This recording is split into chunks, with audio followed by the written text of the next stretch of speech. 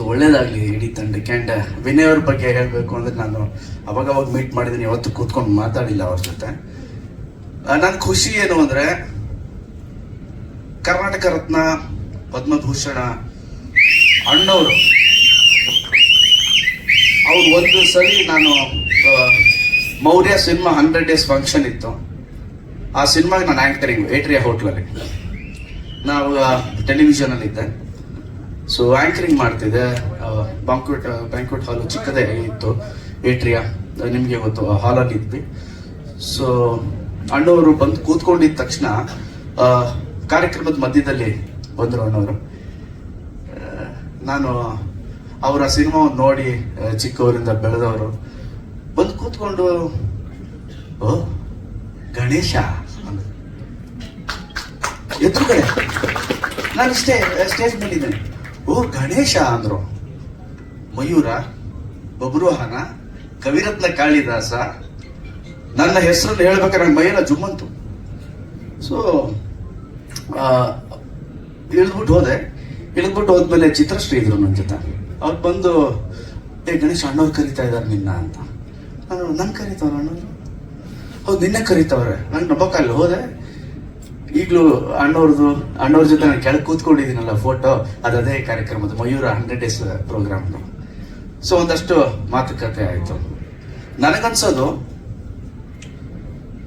ಅವರು ಒಮ್ಮೆ ಗಣೇಶ ಅಂದಿದ್ದನ್ನ ನಾನು ಇವತ್ತಿನ ತನಕ ನೆನಪಿಸ್ಕೊತಾ ಇದ್ದೀನಿ. ಇವತ್ತು ನೆನಪಿಸ್ಕೊಂಡ್ರು ನಂಗೆ ರೋಮಾಂಚನ ಆಗುತ್ತೆ. ಅಂಥದ್ರಲ್ಲಿ ಅಂಥ ಒಬ್ಬ ಮೇರು ನಟನ ಮೊಮ್ಮಗ ಎಷ್ಟು ಅದೃಷ್ಟಶಾಲಿಯಾಗಿರ್ಬೇಕು. ಅವರ ತೊಡೆ ಮೇಲೆ ಬೆಳೆದಿದ್ದಾರೆ, ಅವ್ರ ಜೊತೆ ಹತ್ರದಿಂದ ನೋಡೋ ಅದೃಷ್ಟ, ಅವ್ರ ಮಾತುಗಳು ಕೇಳಿದ್ದ ಅದೃಷ್ಟ. ಹ್ಯಾಟ್ರಿಕ್ ಹೀರೋ ಶಿವಣ್ಣನಂತಹ ದೊಡ್ಡಪ್ಪ, ಪವರ್ ಸ್ಟಾರ್ ಪುನೀತ್ ಅಂತಹ ಚಿಕ್ಕಪ್ಪ, ಇಷ್ಟೆಲ್ಲ ಇದ್ರೂ ಕೂಡ ವಿನಯ್ ಒಂದು ಆಕ್ಚುಲಿ ಸಿಂಪಲ್ ಅನ್ನೋ ಪದ ಸುನಿಗಿಂತ ವಿನಯ್ಗೆ ಗೊತ್ತಿಲ್ಲ. ಸೊ ವೆರಿ ಸಿಂಪಲ್, ಆರಾಮಾಗಿರ್ತಾರೆ, ಯಾವುದನ್ನು ತಲೆಯಲ್ಲಿ ಇಟ್ಕೊಂಡು ಓಡಾಡಲ್ಲ ಭಾರವಾಗಿ. ಸೊ ಒಳ್ಳೇದಾಗ್ಲಿ ವಿನಯ್ ಅವರೇ, ನಿಮ್ಗೆ ಈ ಸಿನಿಮಾ ದೊಡ್ಡ ಯಶಸ್ಸನ್ನ ಕೊಡ್ಲಿ. ಈಗ ರೆಕಾರ್ಡ್ಸ್ ಅಂತ ಏನು ಹೇಳ್ತೀವಿ, ಆ ರೆಕಾರ್ಡ್ಸ್ನೆಲ್ಲ ಮೀರಿ ಈ ಸಿನಿಮಾ ಆಗ್ಲಿ.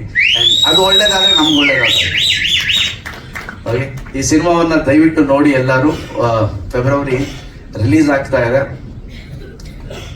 ನಾನು ಅವಾಗಲೇ ಹೇಳಿದೆ, ಸುನಿ ಅಂದ್ರೆ ನನಗೆ ಸ್ವಲ್ಪ ಪ್ರೀತಿನೂ ಇದೆ, ಪ್ಲಸ್ ಆತನ ಬರವಣಿಗೆಯ ಅಭಿಮಾನಿ ಅಂತ. ಸುನಿ, ನಿಮ್ಮ ಪೆನ್ನಲ್ಲೂ ಯಾಕೆ ನಗ್ತಾ ಇದೆಯಾ ಸರ್? ನಂದೊಂದು ಪ್ರಶ್ನೆ ಇದೆ. ನಿಮ್ಮ ಫಸ್ಟ್ ಆದ್ರೆ ಇಷ್ಟು ಕ್ಯಾಮ್ರಾ ಇರ್ತಿರ್ಲಿಲ್ಲ. ಈಗ ಹೀರೋ ಏನೊಬ್ಬ ಡೈರೆಕ್ಟ್ರಿಗೆ ನಿನ್ನ ಅಂತ ಅಂದ್ಬಿಡ್ತಾರೆ ಅಂದ್ಬಿಟ್ಟು ನಿಮ್ಮ ಓಕೆ, ಒಳ್ಳೆ ಸಿನಿಮಾ ಬರಲಿ. ನಮ್ದೊಂದು ಅನೌನ್ಸ್ ಮಾಡಿದ್ದೀವಿ. ಯಾರೋ ಪ್ರೊಡ್ಯೂಸರ್ ಬಂದ್ರು ಹೋಗ್ಬಿಟ್ರು. ಯಾರು ಇಲ್ಲಿದ್ದಾರೆ ಇದೇ ನೀವಲ್ಲ ಮಧ್ಯದಲ್ಲಿ ಯಾರನ್ನ ಕರ್ಕೊಂಡ್ ಬಂದಿರ ಸುನೆ ಚಕ್ಕು ಬೌನ್ಸ್ ಆಯ್ತು. ಓಕೆ, ಸೊ ಇಡೀ ತಂಡಕ್ಕೆ ನನ್ನ ಕಡೆಯಿಂದ ಆಲ್ ದ ಬೆಸ್ಟ್.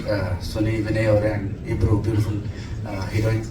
ನಿಮಗೂ ಒಳ್ಳೇದಾಗಲಿ. All the best. Thank you very much. Suni sir ಬಗ್ಗೆ ಹೇಳ್ತಿದ್ರಲ್ಲ, ಒಂದು ಪ್ರಶ್ನೆ. ಅವರು ಡೆಬ್ಯೂ ಮಾಡೋರೆಲ್ಲ ಸುನಿ ಸರ್ನೇ ಹುಡ್ಕೊಂಡ್ ಬರ್ತಾರಂತೆ. ಅವಾಗ ಆರ್ಟಿಸ್ಟ್ ಗಳು ಹುಡ್ಕೊಂಡ್ ಬರ್ತಾ ಇದ್ರು, ಬಟ್ ಇದರಲ್ಲಿ ನಮ್ಮ ನಿರ್ಮಾಪಕರು ಒಡನಾಟ ಇತ್ತು ಚಿತ್ರರಂಗದ ಜೊತೆ. ಫುಲ್ ಫ್ಲೆಡ್ಜ್ ಆಗಿ ಇದು ಡೆಬ್ಯೂ ಸಿನಿಮಾ. ಲಿರಿಕ್ಸ್ ಬರ್ದಿರೋರು ಡೆಬ್ಯೂ ಇದ್ದಾರೆ, ಕೊರಿಯೋಗ್ರಫಿ ಮಾಡಿರೋರು ಡೆಬ್ಯೂ ಇದ್ದಾರೆ. ಈ ಸಿನಿಮಾದಲ್ಲಿ ತುಂಬಾ ಜನ ಡೆಬ್ಯೂ ಮಾಡಿದ್ರು. ನಿಮ್ಗೆ ಏನ್ ಅನ್ಸುತ್ತೆ ಸರ್, ಯಾಕೆ ಡೆಬ್ಯೂ ಮಾಡೋರೆಲ್ಲ ಸುನಿ ಸರ್ ಹತ್ರನೇ ಫಸ್ಟ್ ಶುರು ಮಾಡೋಣ ಕೆಲಸ ಅಂತ ಬರ್ತಾರೆ? ನಿಜ ಹೇಳ ಸುಳ್ಳು ಹೇಳ? ನಿಜಾನೇ ಹೇಳ್ಬೇಕಿಲ್ಲಿ. ಹಂಗ ಪ್ರೊಡ್ಯೂಸರ್ ಡೈರೆಕ್ಟರ್ ಕೇಳ್ಬೇಕು. Very comfortable director. ಏನ್ ಬೇಕು ಅಂತ ಚೆನ್ನಾಗಿ ಗೊತ್ತು ಸುನಿಗೆ.